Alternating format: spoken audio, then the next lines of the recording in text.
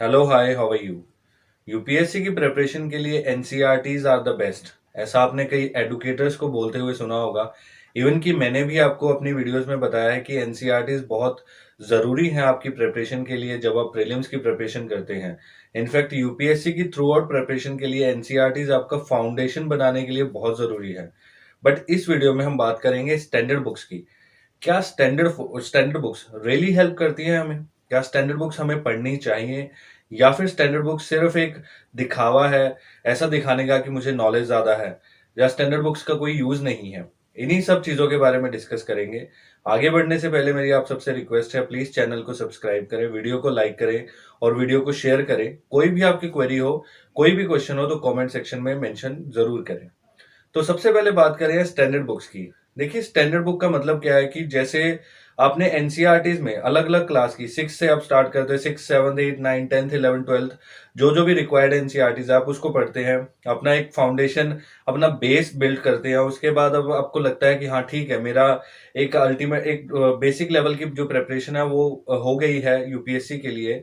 और उसके बाद आपको कुछ ऐसा सोर्स की बहुत रिक्वायरमेंट होती है जो इन सब चीज़ों को एक कॉम्प्रिहेंसिव वे में, कंपाइल्ड वे में आपको प्रोवाइड कर सके सारी की सारी नॉलेज और कुछ एक्स्ट्रा नॉलेज जो आपको हो सकता है कि एनसीईआरटी में ना मिले। ऐसा भी है, जो लेटेस्ट एडिशन रहता है स्टैंडर्ड बुक्स का, उनमें कुछ ऐसे पॉइंट्स मेंशन्ड होते हैं जो आपकी एनसीईआरटी बुक्स हैं जो पुरानी हो चुकी हैं ऑब्वियसली, उनमें वो मेंशन नहीं होते हैं। स्टैंडर्ड बुक्स का सबसे पहला यूज जो है वो आपको प्रीलिम्स में कम और मेंस के लिए ज्यादा अच्छे से प्रिपेयर करेगा। जब भी आपको कोई भी आंसर लिखना है, जैसे किसी क्वेश्चन का आपको आंसर राइटिंग करनी है, तो उसके लिए सबसे पहले आपको उस पर्टिकुलर टॉपिक के बारे में थॉरो पता होना चाहिए। आपको पता होना चाहिए कि उस टॉपिक का बैकग्राउंड क्या है, एट प्रेजेंट उस टॉपिक में क्या हो रहा है, और इन फ्यूचर उस टॉपिक पे क्या और चेंजेस आ सकती हैं। तो इन सब के लिए स्टैंडर्ड बुक्स आपको एक बहुत ही कॉम्प्रिहेंसिव वे में एक्सटेंसिवली कवर करती हैं उस टॉपिक को। अगर आप लक्ष्मीकांत की बात कर ले तो लक्ष्मीकांत में पॉलिटी का हर एक सेक्शन बहुत अच्छे से कवर्ड है, हर एक आर्टिकल कॉन्स्टिट्यूशन का बहुत अच्छे से कवर्ड है, सारी कमिटीज कवर्ड है, और सारे केसेस कवर्ड हैं जो लैंडमार्क जजमेंट्स हैं।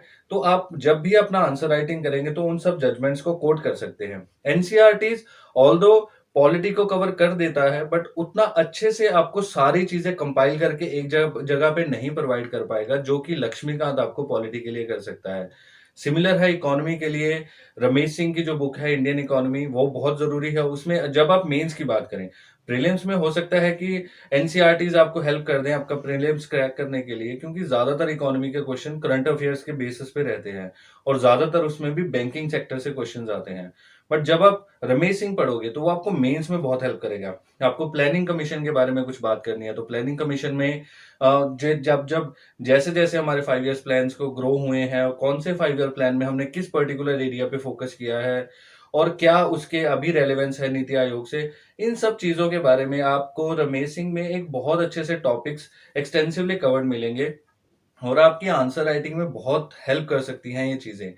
स्टैंडर्ड बुक्स आपको प्रीलिम्स में हो सकता है उतनी ज्यादा हेल्प ना करें, बट ओवरऑल अगर आप सारी चीजों की बात करें, आपको एक नॉलेज पर्सपेक्टिव से देखें तो आपकी नॉलेज एनहेंसमेंट में बहुत ज्यादा हेल्प करती हैं, आपकी मेंस पॉइंट ऑफ व्यू से बहुत हेल्प करती है, आपकी आंसर राइटिंग में बहुत हेल्प होती है।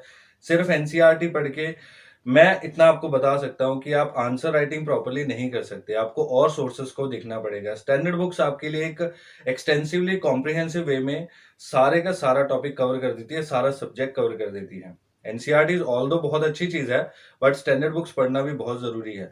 हाँ, बट कहीं पे जहां पे आपको लगता है कि स्टैंडर्ड बुक की उतनी जरूरत नहीं है, तो आप वहां पे स्किप भी कर सकते हैं स्टैंडर्ड बुक को, प्रीलिम्स के लिए स्पेशली, मेंस के लिए बट आपको पढ़ना पड़ेगा ही पड़ेगा, क्योंकि आपको एक एक्सटेंसिव व्यू चाहिए। जब ओपिनियन बिल्ड करने के लिए आपको पता होना चाहिए कि इसका बैकग्राउंड क्या था, और प्रेजेंट में इसका क्या हो रहा है, फ्यूचर में आप क्या इससे एक्सपेक्ट कर सकते हैं, क्या वे फॉरवर्ड है। तो आई होप कि आपको थोड़ा एक आइडिया हो गया होगा कि स्टैंडर्ड बुक्स हमारे लिए क्यों जरूरी हैं। और अगर आपकी फिर भी कोई क्वेरी है, कोई भी क्वेश्चन हो, तो आप कमेंट सेक्शन में मेंशन कीजिए। मैं आपके क्वेश्चंस को जरूर आंसर करने की कोशिश करूंगा। और प्लीज वीडियो को लाइक करें, चैनल को सब्सक्राइब करें। Thank you for watching this video.